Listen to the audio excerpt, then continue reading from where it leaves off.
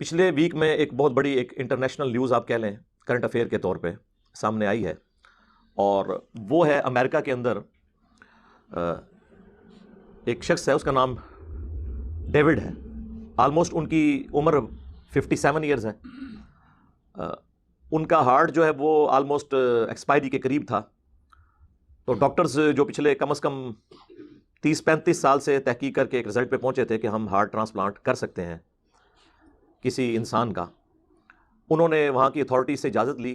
As a last resort انہوں نے اجازت دے دی. اور پھر ایک پاکستانی نجات ڈاکٹر ہیں، ڈاکٹر منصور، اس وقت تو خیر امریکہ میں، اور صرف ان کی کنٹریبیوشن نہیں ہے، باقی جتنے لوگ بھی اس ریسرچ میں انوالو ہیں ان کی ٹیم، انہوں نے سکسیسفلی ایک پگ یعنی خنزیر کا جو دل ہے وہ ہیومن باڈی کے اندر ٹرانسپلانٹ کر دیا. منوان وہی نہیں ہے بلکہ اس کے اندر کچھ جینیٹک انہوں نے موڈیفیکیشنز کی ہیں، کیونکہ انسان کا ایک اپنا امیونٹی سسٹم ہے.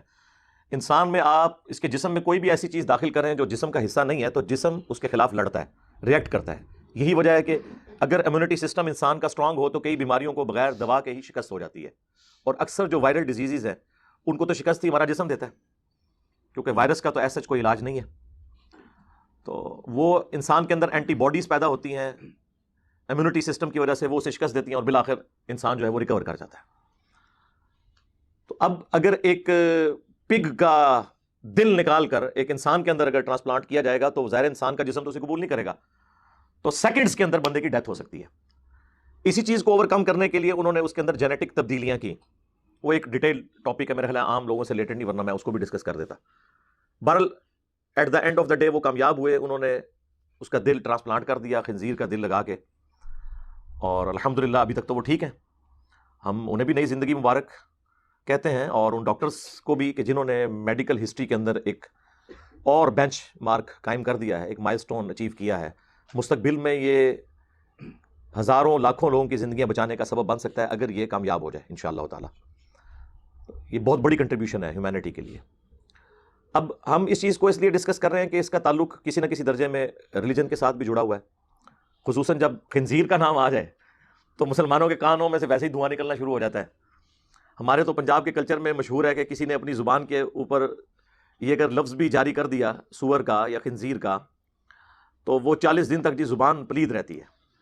اب انہیں یہ پتہ نہیں ہے کہ خنزیر کا لفظ قرآن میں بھی آیا ہے، اور جب آپ قرآن کی تلاوت کرتے ہوئے خنزیر کا لفظ پڑھ رہے ہوتے ہیں قرآن کے اندر تو ہر حرف کے بدلے آپ کو 10 نیکیاں بھی مل رہی ہوتی ہیں. تو زبان کہاں سے پلید ہوگی؟ یہ لاجیکلی آپ دیکھیں نا. تو سینسٹیو ایریا ہے، بڑے بڑے بے نمازی ہیں، شرابی ہیں، لیکن وہ فخر سے کہیں گے جی اتنے سال ہم یورپ میں رہے ہیں کبھی خنزیر کا گوشت نہیں کھایا، کبھی نماز بھی نہیں پڑھی. ہاں، اس سے بڑا جرم جو ہے وہ نماز چھوڑنا تھا. تو خنزیر مسلمانوں کے لیے ایک سینسٹیو ایریا ہے. اچھا، خنزیر بھی انسانوں کی طرح اومنیورس ہے، یعنی گوشت خور بھی ہے اور سبزی خور بھی ہے. اور اس کا یہ جو آرگن ہے دل، یہ انسانی دل کے آلموسٹ قریب ہے، سوائے وہ چند ایک جینیٹک چیزوں کے جو انہوں نے اوور کم کی ہیں اوورال. اور صرف یہ دل نہیں، اس کے بعد اور کئی آرگنز بھی پگ کے انسان کو لگائے جا سکیں گے اگر یہ چیز انشاءاللہ تعالیٰ کامیاب ہوتی ہے مستقبل کے اندر. تو خنزیر کے ساتھ ہمارا سینسٹیو ایریا جڑا ہوا ہے، اور بات اپنی جگہ تو درست ہے. قرآن حکیم میں اللہ تعالیٰ نے کم از کم 4 مقامات کے اوپر خنزیر کے حوالے سے ڈسکشن کی ہے. سورۃ البقرہ کے اندر، سورۃ المائدہ کے اندر، سورۃ الانعام میں، سورۃ النحل میں. سورہ البقرہ کے اندر تو یہ آلموسٹ 173 نمبر آیت ہے. چلیں میں اس کو کور بھی کر دیتا ہوں تاکہ آپ کو تھوڑا بہت آئیڈیا ہو جائے. اعوذ باللہ من الشیطان الرجیم، بسم اللہ الرحمن الرحیم. انما حرم علیکم المیتہ، اللہ نے تو صرف حرام کیا ہے تمہارے لیے مردار، یعنی جو چیزیں بیان کی جا رہی ہیں ان کے علاوہ ساری چیزیں جو ہیں وہ حلال ہیں، سوائے وہ چیزوں کے جو کہ ناپاک ہے خود، جن کو انسانی فطرت جو ہے وہ ناپاک سمجھتی ہے، کیونکہ اس سے پچھلی آیت میں آیا کہ طیبات تمہارے لیے حلال کی گئی ہیں.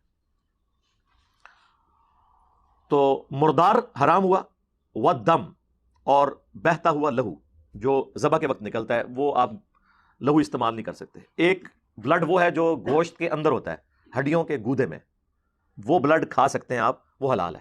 یہ وہ ہے جو ذبح کے وقت نکلے.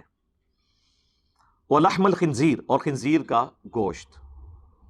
وما اہل بہ لغیر اللہ، اور ایسا حلال ذبیحہ بھی کہ جس کو ذبح کرتے وقت یہ لفظ ہے ذبح، زبر کے ساتھ، ذبح لفظ نہیں ہے، ذبح، جسے ذبح کرتے وقت غیر اللہ کا نام لیا گیا ہو تو یہ چیزیں حرام ہوں گی. لیکن ساتھ ایکسیپشن آ گئی اسی آیت میں، فَمَنِ اضْطُرَّ غَيْرَ بَاغٍ وَلَا عَادٍ، اگر کوئی اضطراری کیٹاسٹرافک کنڈیشن میں چلا جائے، یعنی اس کی مجبوری بن جائے، زندگی موت کی کشمکش بن جائے، غیر باغ ولا عاد، لیکن شرط یہ ہے کہ اس کے اندر بغاوت اور سرکشی نہ پائی جاتی ہو، حد سے وہ بڑھنے والا نہ ہو، ضرورت سے زیادہ استعمال کرنے والا نہ ہو، فلا اثم علیہ، تو اس پہ پھر کچھ گناہ نہیں ہے. ان اللہ غفور الرحیم، بے شک اللہ تعالیٰ بخشنے والا مہربان ہے. تو یہاں پر آ گیا کہ کیٹاسٹرافک کنڈیشن کے اندر آپ حرام چیز کو بھی استعمال کر سکتے ہیں. اس کا کلائمیکس تو سورۃ النحل میں آیا ہے کہ اگر زندگی موت کی کشمکش بن جائے اور کلمہ کفر بھی بکنا پڑ جائے جان بچانے کے لیے، اور دل ایمان پر ٹھکا ہوا ہو، تو اللہ تعالیٰ اس کے اوپر بھی گرفت نہیں فرمائے گا. تو یہاں پر واضح فتویٰ موجود ہے کہ آپ خنزیر کا گوشت زندگی موت کی کشمکش میں استعمال کر سکتے ہیں. تو میرے بھائی، اگر خنزیر کا گوشت ڈائریکٹ کھایا جا سکتا ہے جان بچانے کے لیے، تو اس کا آرگن بھی کسی کی جان بچانے کے لیے یوز کیا جا سکتا ہے.